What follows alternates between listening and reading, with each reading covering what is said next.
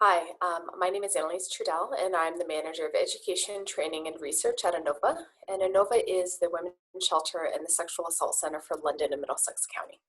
So today I'm going to talk about how we use a sex-positive, harm reduction-based approach to supporting human trafficking. So those are really big terms, and we're going to walk through what that actually means. It's going to be a little bit theoretical, but I think it's really important that we grapple with what these ideas are and how they actually implement into practice. So let's get going. Sex positivity. I mean, the long and the short of it, it means that sex is a positive, life-affirming, enjoyable activity that people can engage in.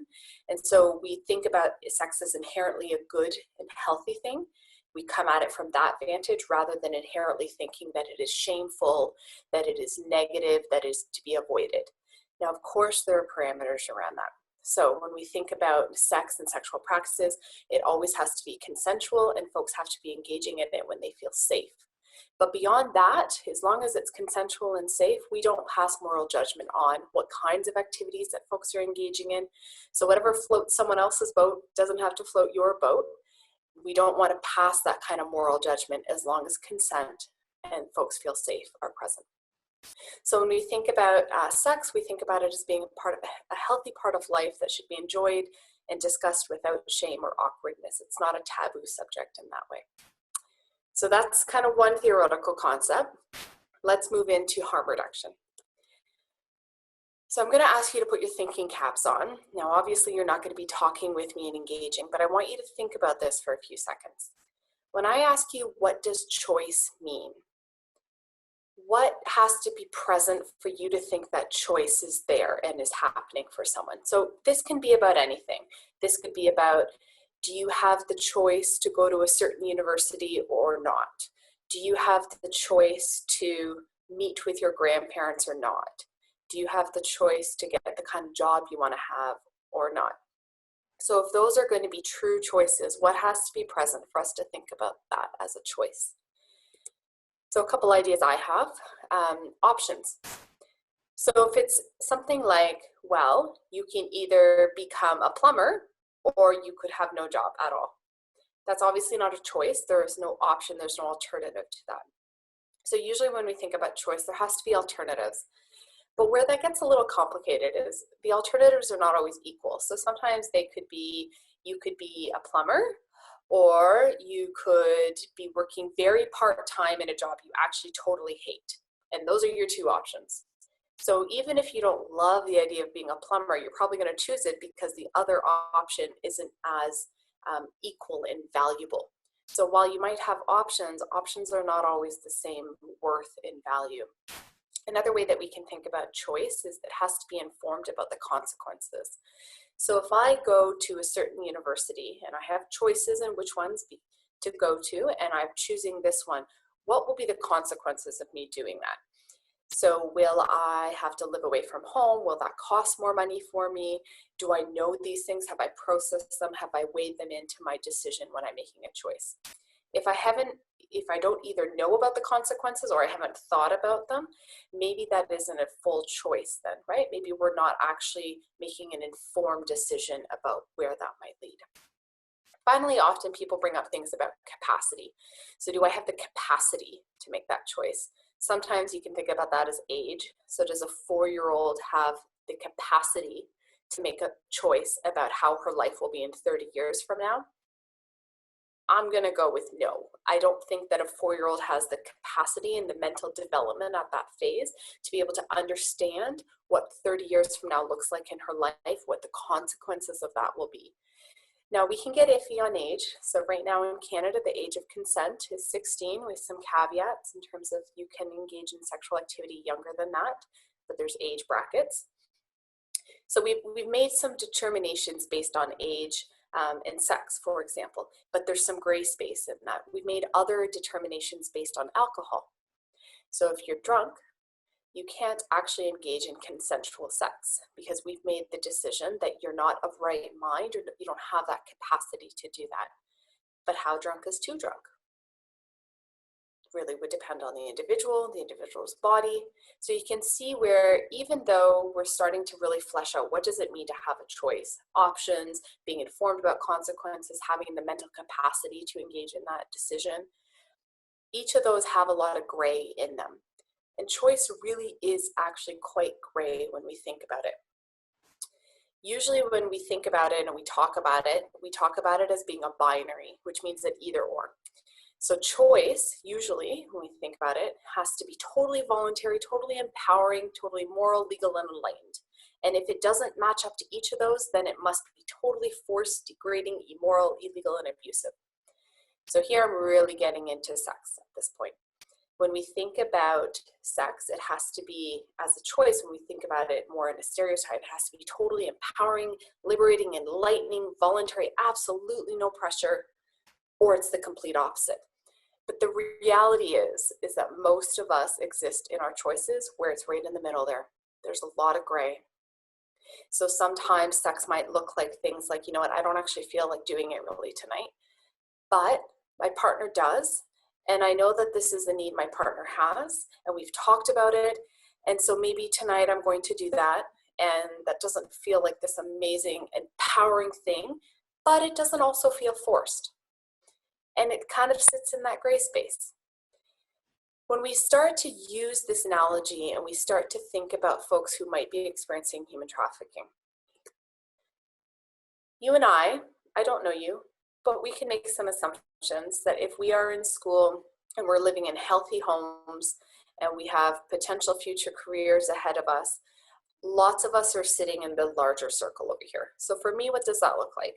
That looks like I was brought up by two parents who both had jobs. There was never financial insecurity in my life.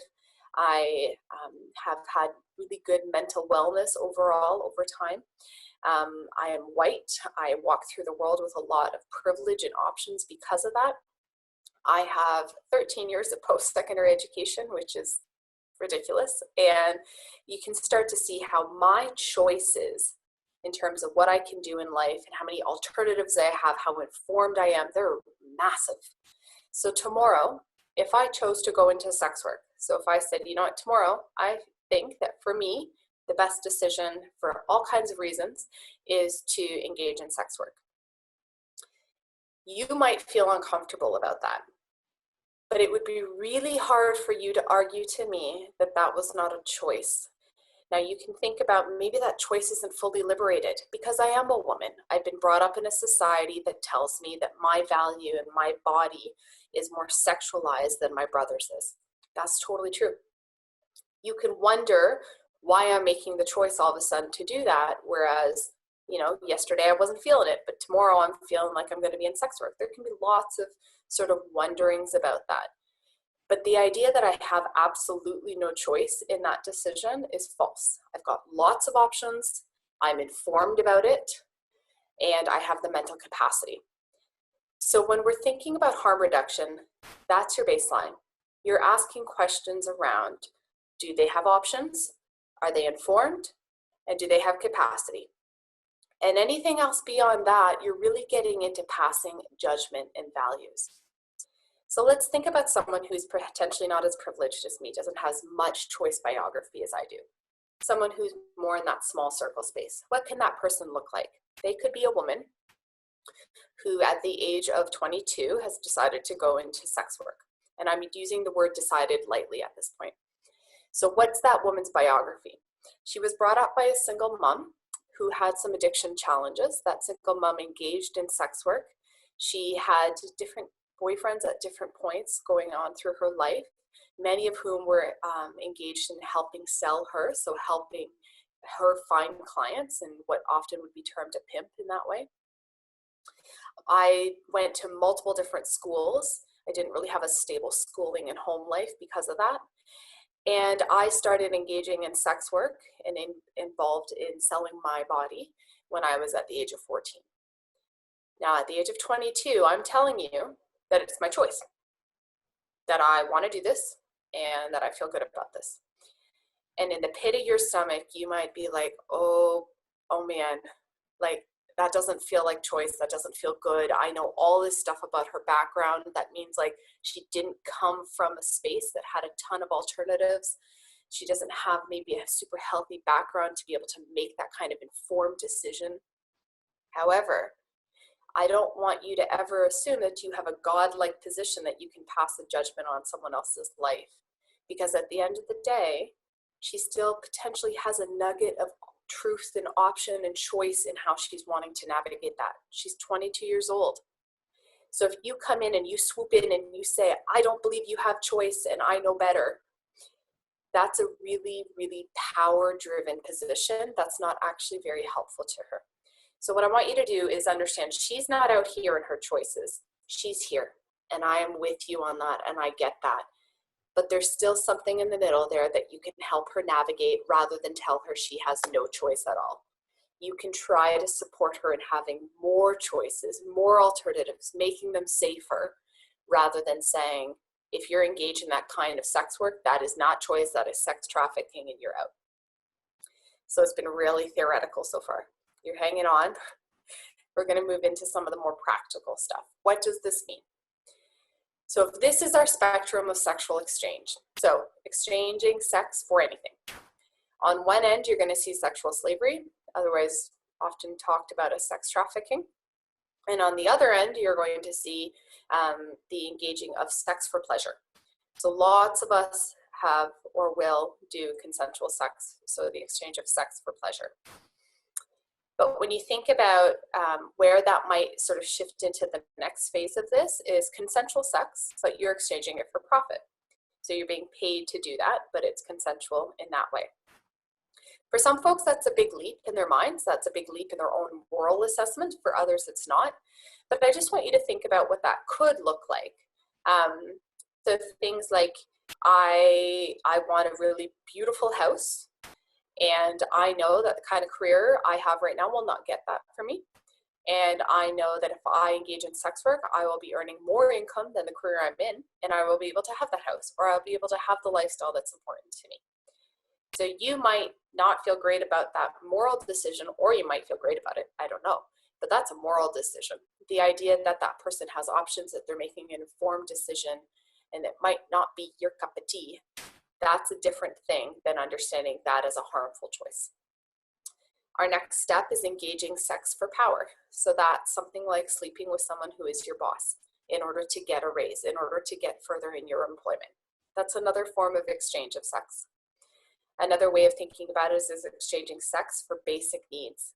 So things like housing, food, addictions around drugs or alcohol. At this point, we can start to really understand that I think our choice biography for this person is going like this right now. There are less and less choices because there's much more need driving the sort of selling of that sex, and there's potentially much fewer options therefore. The forced exchange of sex means that sex is being exchanged for rape, essentially. And then finally, there's sex trafficking. And at the bottom, what you're going to see is that progressively the individual has less choice and less choice. But it isn't a black or white thing. There's a lot of gray in that space. And some people will understand sex trafficking with a much broader definition so that it might encapsulate things like selling sex for basic needs and addictions. Some people might say, nope, that doesn't count. It has to be on the very end of that spectrum, which would be where there's a third party involved in selling you to someone else. So let's just go there for a second. When we're talking about the sexual exchange for just profit, here's what we're talking about. So escorts, massage girls, or phone sex operators, strippers or dancers, survival sex work, usually street-based, a coercive pimp, so someone else selling you or getting a certain profit from you in that selling, and then sex trafficking where you don't receive any profit for someone else selling you. Now, depending on how you feel about choice, you can understand, well, I think we all agree in terms of sex trafficking, there's no choice there. That's complete lack of alternatives. You were being forced 100% into doing that. But we can understand that there's potentially some gray even within that spectrum. And therefore, people's politics and people's moral judgments tell them where they start to understand that lack of choice, and how often then they define sex trafficking based on where they understand that choice stopped at. And that's a political decision, and we all do it. But I do want us to understand that that's based on our assessment of where choice is. And so back to our harm reduction understanding, choice is based on having some alternatives. Not all alternatives are great or equal, but some. It's based on being informed about the consequences of it, and it's based on having the mental capacity to engage in it. So when we talk about the sex trafficking bucket at AnnaLise, we talk about all these things that get thrown into the definition of what counts as being trafficked. And that definition is inherently political, so we're going to tease out how choice is sort of embedded in all of that. So first, a dancer taking a client home for extra cash. So a dancer, so a stripper who then wants to take someone home afterwards to get in a little bit of extra income. There's choice in that. There are options in that. That likely is relatively safe. That person is likely quite informed in doing that. So we can debate how good the options are. If she had the option of being a full-time nurse, would she choose that rather than being a dancer? I don't know, but we don't know that. And that type of decision, I think we would all make different decisions if we had limitless options. I don't think that's a fair assessment as to whether this is the choice for that individual. A Muslim woman being brought over to marry a man she's never met.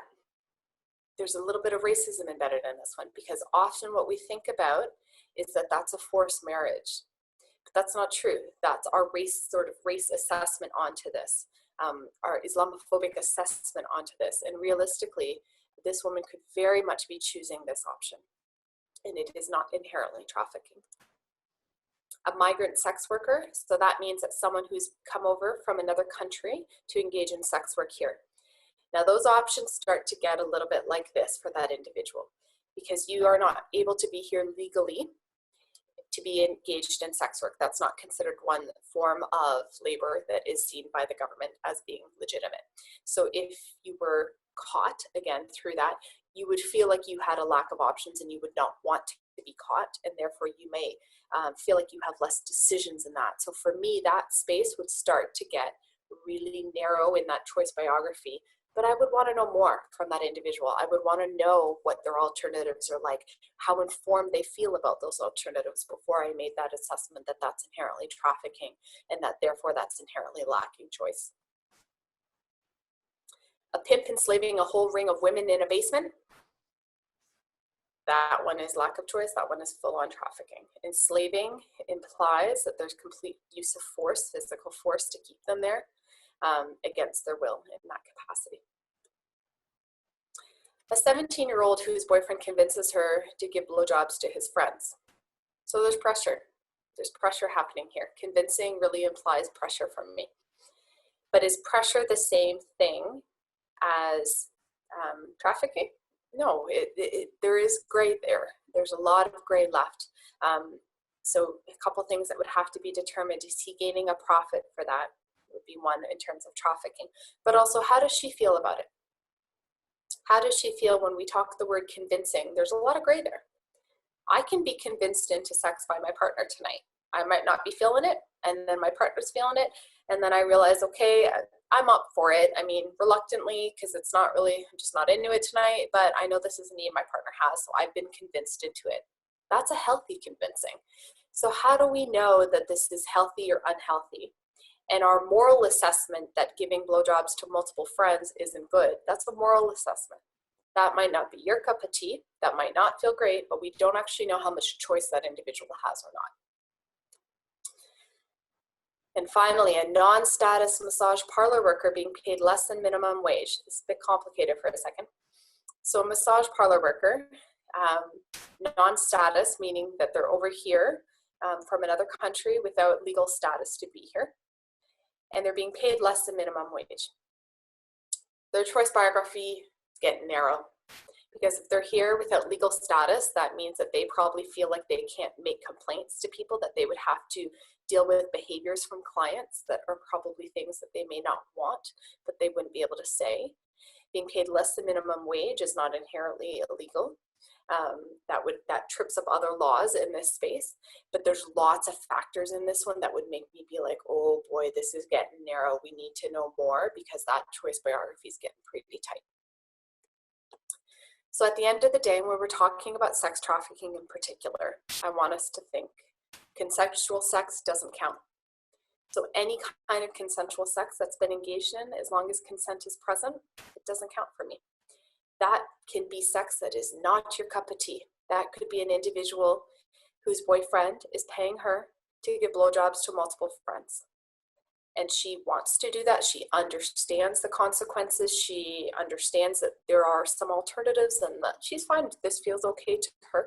And she's been brought up in a society where she has been told certain messages about being a female, and those messages are potentially informing her decision here. Nevertheless, when we're talking about harm reduction, does she have access to alternatives? Is she informed about consequences? And does she have the mental capacity? If those things are present, we need to shy away from passing judgment on other people's sexual decisions, because otherwise that's bordering into a territory that's about sex morality, not about sex positivity. Any kind of consensual sex work for me does not count as sex trafficking. So I don't know, but we really distinguish the two. We talk about sex work, and we talk about sex trafficking. And the thing that differentiates the two principally is consent, is the notion that I can consent to selling my own body within certain parameters, and that our job at AnnaLise is not to pass judgment on people's choices, but is to sort of support them in having access to more choices, more alternatives, and safer alternatives. And therefore, if they have access to a ton of alternatives that are highly safe, and they make choices around sex work, then of course we would support that. And sex trafficking is not when any amount of pressure is present. So sometimes as soon as pressure and sex as words go together, then we start to think, oh boy, this might be trafficking. Pressure is not good in a sexual relationship, absolutely not. However, most of us at some point in our sexual relationships will experience pressure. It's part of a human condition in that. It's also part of gender dynamics that are not healthy, and those are really important things we need to work on. But that does not mean that it is at the scale of sex trafficking. So there can still be choice involved in that. There can still be navigating involved in that. It doesn't inherently mean it's trafficking. So it's been me talking a lot today. I wanted to sort of end by actually asking some women that we've worked with who are sex workers in London, and kind of getting their words forward about what sex work has been like for them. So this is one. It was the first time in my life that I learned about consent, and that I actually had the power to say no. That was hugely empowering. What was not empowering was the judgment I faced from police and service providers. They backed me into a corner of making unsafe choices without being able to reach out for proper safety planning, or even being able to talk about a bad date without an I told you so type attitude. If we're all in the business of empowerment, then we must be willing to accept women's choices that, although taboo, some find empowering. There's an organization in London called Safe Space, and they're a collective of sex workers working for sex workers. They're just providing direct support from sex workers to sex workers. And they engaged in a research study with some researchers at Fanshawe and Western. And they conducted interviews with over 50 local women who were involved in sex work. And of these really long, lengthy, rich interviews, not a single one of these local women mentioned wanting more policies that would govern how they're involved in sex work. So what I mean by that is not a single one of them mentioned wanting more sort of support from the police in terms of intervening, wanting more protection from the law in terms of the law intervening. In fact, what they mostly said is they wanted the law and the police to be more hands-off. They wanted to feel safer in what they're doing by actually having the support of the community, not having stigma, letting it be open without discrimination. And so that what the focus was really on was relationships, was creating healthy relationships with the police, was creating healthy relationships with the community and with each other, so that that would create safety and options, rather than someone coming in and saying, you cannot do this, or I'm going to put someone in jail who does this with you. So that's in terms of how they felt would how they felt they could achieve greater safety and greater options was actually to have some of those big systems and policies become more hands-off to them.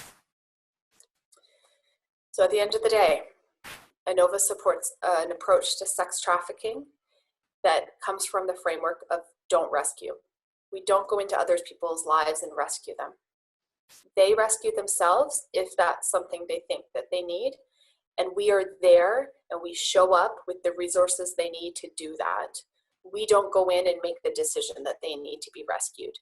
They make that decision and we make sure they are wrapped in that support to achieve that. So we come at it from a very sex positive harm reduction practice, meaning we think sex is inherently good and that someone else's cup of tea, no matter how weird that might feel to you, that's a moral judgment. Any kind of sex, so long as it's consensual, is good. In harm reduction, we always ask the questions. Do they have alternatives? Even if those alternatives don't feel equal and great, there's some. Do they have an informed understanding of the consequences? And do they have the capacity to make those decisions? And if those are true overall, then that is a choice. And our role is not to assess whether someone's choice is good or bad and go in to rescue them. Our role is to create safer options, to make alternatives feasible for these individuals and support them making their own choices. Reach out to us anytime if you do need support or you want to know more information about this. Those are our social media handles, our website, our crisis and support line. Thank you so much.